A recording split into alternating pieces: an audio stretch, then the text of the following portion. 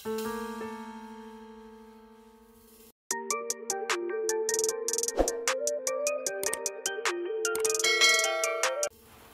guys, welcome to our channel.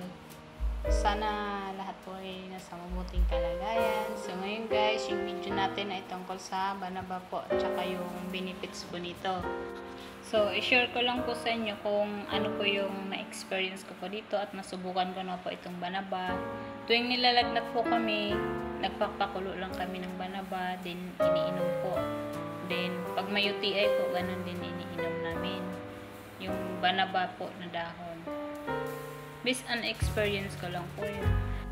Kasi po, ang banaba ay traditional na ginagamit upang mabawasan ang lagnat na dulot ng mga infection. Dahil ang banaba ay may antibacterial properties na nakatulong sa paggagamot po.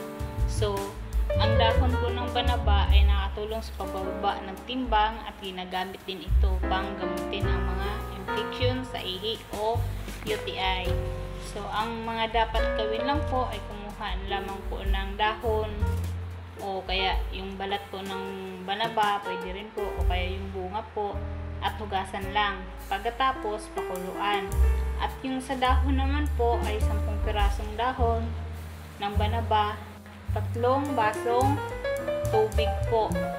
Then, inumin po ng 3 times a day po, inom po nun, o kaya mahigit po para mabilis mawala yung sakit.